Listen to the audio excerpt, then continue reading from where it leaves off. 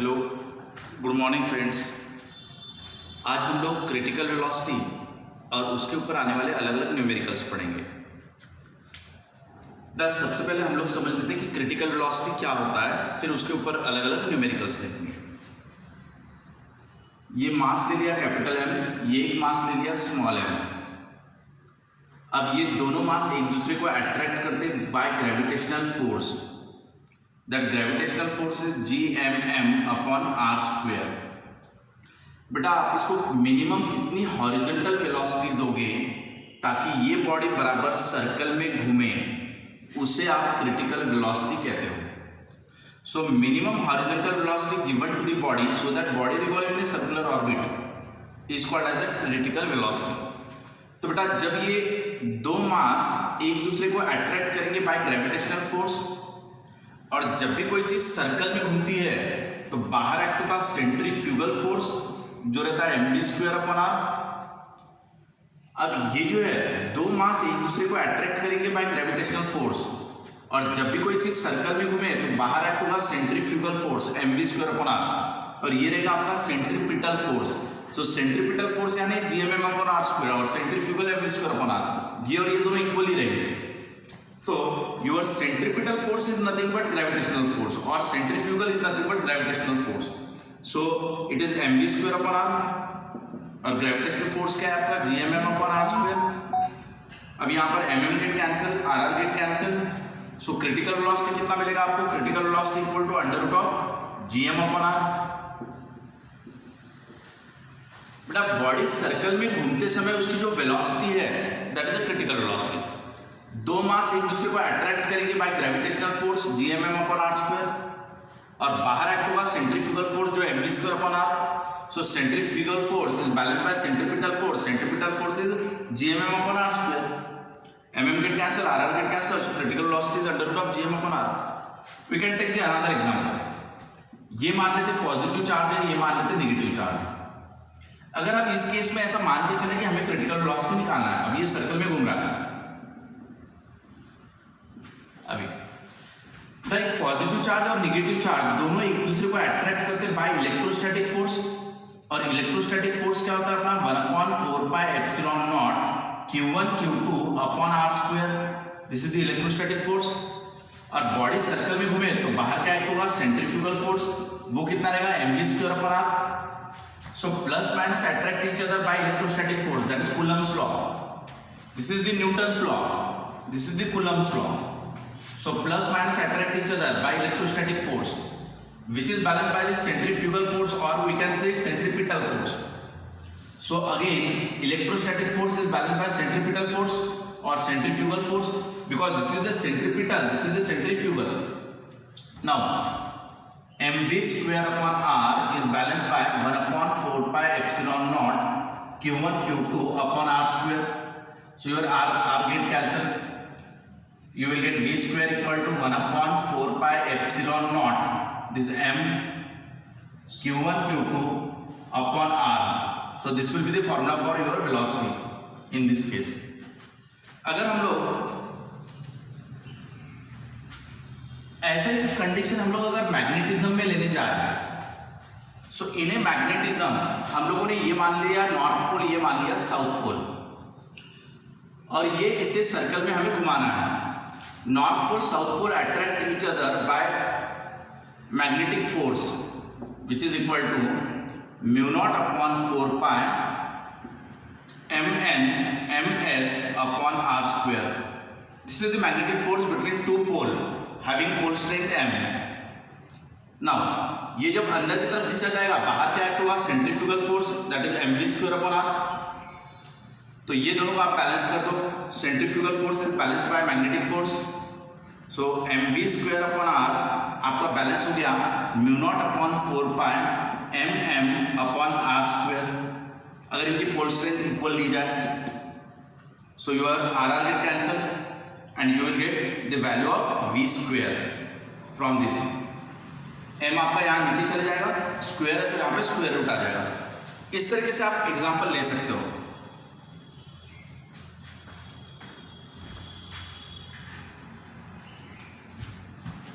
अभी हम लोगों ने क्या किया, अभी हमने ग्रेविटेशन का, मैग्नेटिज्म का और इलेक्ट्रोस्टैटिक का, ये तीनों के बारे में पढ़ा हमने। ग्रेविटेशन में क्या किया था, ये कैपिटल एम मास, ये स्मॉल एम मास, मास सर्कल में घूम रहा है तो बाहर एक्ट हुआ सेंट्रीफ्यूगल फोर्स। सेंट्रीफ्यूगल फोर्स कितना है, mv स्क्वायर अपॉन आर। ये दोनों मास एक दूसरे को अट्रैक्ट करेंगे बाय ग्रेविटेशनल फोर्स, वो क्या रहेगा आपका जीएमएम अपॉन आर स्क्वायर। तो आप ग्रेविटेशनल फोर्स को बैलेंस करते हो सेंट्रीफ्यूगल फोर्स से। मैग्नेटिज्म में ये हो गया अपना north pole having pole strength m, ये हो गया आपका साउथ पोल, इसकी पोल स्ट्रेंथ m। अगर इसे आप सर्कल में घुमाना चाहो तो बाहर एक्ट हो रहा है सेंट्रीफ्यूगल फोर्स जो mv स्क्वायर अपॉन आर, और अंदर एक्ट हुआ magnetic force between two poles that is mu naught upon 4 pi mm upon are square. तो आप सेंट्रीफ्यूगल फोर्स को बैलेंस करते हो मैग्नेटिक फोर्स से, ये इक्वेशन बनेगा। इलेक्ट्रोस्टैटिक में ये आपका प्लस चार्ज है, ये आपका माइनस चार्ज है, इसको सर्कल में घूम रहा है मान लो। तो जब भी सर्कल में घूमेगा तो बाहर एक्ट होगा सेंट्रीफ्यूगल फोर्स, वो कितना रहेगा mv square upon r, plus minus attract each other by electrostatic force, वो कितना रहेगा 1/4 pi epsilon naught q1 q2 upon are square. q1 q2 are the charges. Clear. यहाँ पे भी आप सेंट्रीफ्यूगल फोर्स या centripetal force is nothing but electrostatic force कह दो, ये और ये बैलेंस कर दो। क्लियर।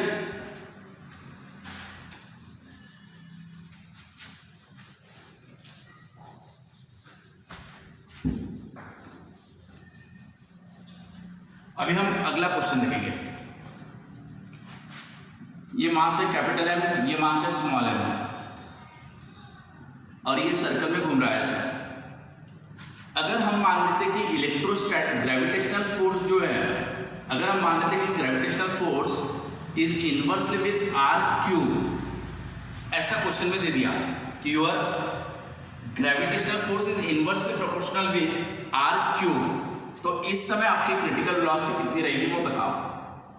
बेटा कंसेप्ट क्या है, बॉडी सर्कल में घूम रही तो बाहर centrifugal force mv square upon are, और अंदर में आपका ग्रेविटेशनल फोर्स जो रहेगा वो कितना हो जाएगा फिर gravitational force gmm upon r cube. Because आपको क्वेश्चन में दिया है कि gravitational force is inversely with r cube, तो अभी आपको यहाँ आर क्यूब लेना पड़ेगा। तो जब भी कोई चीज सर्कल में घूमे, बाहर सेंट्रीफ्यूगल एक्ट हुआ, अंदर ग्रेविटेशनल एक्ट हुआ, तो आप दोनों को बैलेंस कर दो, यानी gmm upon r cube is balance by mv square by r. आपका mm कैंसिल होगा, आर कैंसिल होगा, तो क्या बचेगा आपका v square equal to gm by are square. Clear. So critical velocity equal to कितना हो जाएगा फिर under root of gm upon r, ऐसा हो जाएगा। यहाँ क्वेश्चन में आपको इनवर्सली विद आर क्यूब दिया था। और एक क्वेश्चन देखते हैं।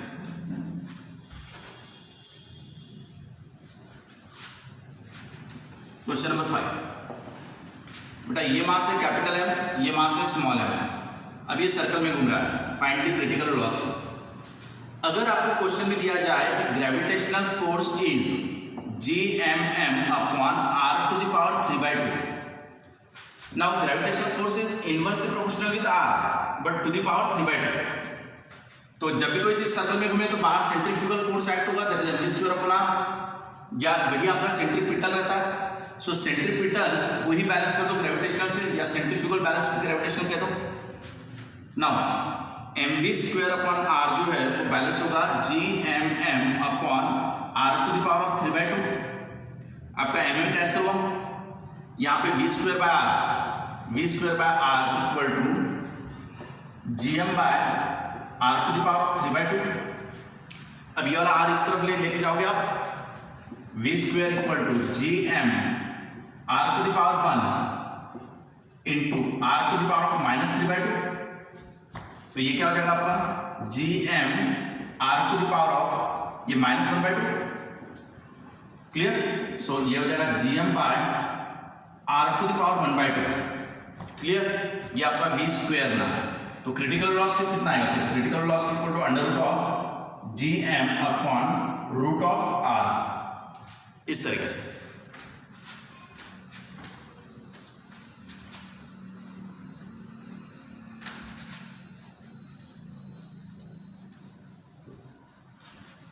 अभी बेटा नेक्स्ट क्वेश्चन, ये मास है कैपिटल एम, ये मास है स्मॉल एम, ये बॉडी सर्कल में घूम रही है विद क्रिटिकल वेलोसिटी। क्लियर। अब रेडियस ऑफ अर्थ को मान लो capital R and height of small m from the surface of earth is h. तो आपका स्मॉल आर जो रहेगा वो आर प्लस एच रहेगा। सो ये radius of earth is capital R, h is the height from the surface and this is the small r. Small r यानी क्या, centre of earth से लेके सेंटर ऑफ बॉडी तक का distance. So small r equal to क्या हो जाएगा, r plus h. तो क्रिटिकल वेलोसिटी का फॉर्मूला क्या था अपना, under root of G M upon small r. So it will become under root of G M upon r plus h. This is the formula for critical velocity again in another form. अब ये देख लेते हैं next point. बेटा acceleration due to gravity is GM by are square. Acceleration due to gravity is GM by are square. Therefore GM equal to कितना मिलेगा, R square G. GM equal to R square G. आप इस value को यहां put up कर दो। So critical velocity कितना मिलेगा, अंडर रूट ऑफ ये r square g upon r plus h. Clear. अगर if h is very less than r then small r is nearly equal to r। अगर मान लेते ये वाली हाइट निग्लेजिबल है, अगर ये हाइट बहुत छोटी है, कम है, तो small r is nearly equal to capital R। अगर ये वाला हाइट आपने कम ले लिया, ये स्मॉल ले लिया height, so small r is nearly equal to capital R हो जाएगा। अगर इसको आपने छोटा ले लिया तो small r equal to capital R हो जाएगा। So critical velocity equal to under root of r square g upon r. Clear, h को निगलेक्ट कर दिया, r r get cancel. So critical velocity equal to कितना मिलेगा, under root of r g. Clear this point. Next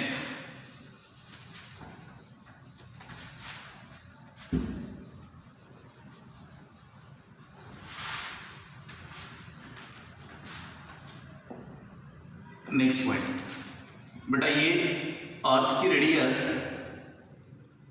radius मान लिया are, height ले लिया H, ये ले लिया स्मॉल एम मास। अब ये सर्कल में घूम रहा है, ये वाला डिस्टेंस कितना हो जाएगा, small r. So small r equal to क्या हो जाएगा, r plus h.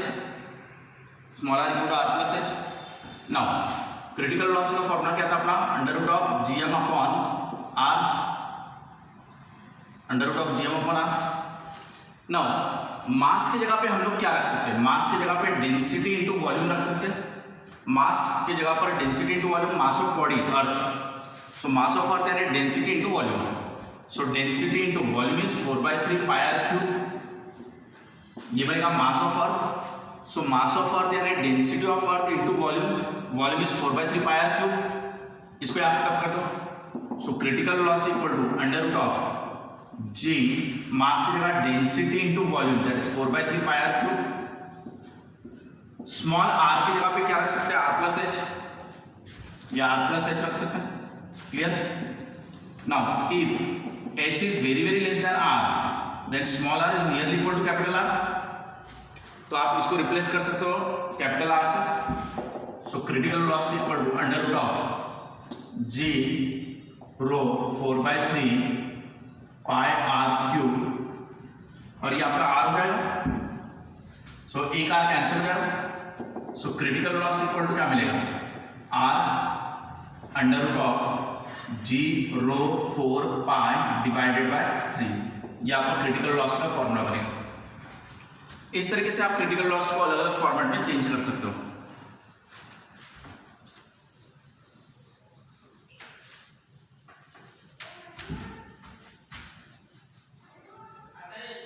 Now example number 9, आपका क्रिटिकल वेलोसिटी का फॉर्मूला क्या है, under root of G M upon r. If mass को अगर हम लोग डबल कर देते हैं, ट्वाइस एम कर देते हैं, तो हमारा न्यू क्रिटिकल वेलोसिटी कितना होगा। तो न्यू क्रिटिकल, अगर मास ऑफ प्लैनेट ट्वाइस कर देते हैं तो फिर यहाँ पे क्या आ जाएगा, 2 टाइम्स आ जाएगा, यानी √2 टाइम्स क्रिटिकल वेलोसिटी हो जाएगा। New critical velocity is √2 times old critical velocity. Critical velocity का फॉर्मूला ये है, अगर हमने न्यू प्लैनेट लिया जिसका मास है ट्वाइस एम, यहाँ पे ट्वाइस एम आ जाएगा। सो 2 आपका सामने आ जाएगा, √2 times old critical velocity. Critical velocity का फॉर्मूला है अपना under root of G M by r small r. अगर हमने इसकी वैल्यू को, इफ मास को हमने डबल कर दिया ट्वाइस एम, और हमने रेडियस को हमने आधा कर दिया r/2, डिस्टेंस को r/2 ले लिया, तो इसको r/2 ले लिया, इसको ट्वाइस एम ले लिया, तो क्रिटिकल वेलोसिटी कितना हो जाएगा, न्यू, ये ओल्ड क्रिटिकल वेलोसिटी, ये initial. Now final critical velocity कितना हो जाएगा, अब under root of G, mass की जगह पे डबल कर दिया और डिस्टेंस को आधा कर दिया, तो ये ऊपर जाएगा 4 बनेगा, यानी 2 times under root of G M by R आ जाएगा, यानी 2 times critical velocity initial. Clear बेटा? इस तरीके से अलग अलग न्यूमेरिकल्स आएंगे। जैसे अगर मास ऑफ प्लैनेट को डबल कर दिया जाए तो ये √2 टाइम्स क्रिटिकल वेलोसिटी बनेगा। अगर मास को डबल और रेडियस को आधा कर दिया जाए तो ये 2 हो जाएगा ऊपर, तो ये 4 बन जाएगा, 4 बाहर आएगा तो 2 हो जाएगा, √2 टाइम्स।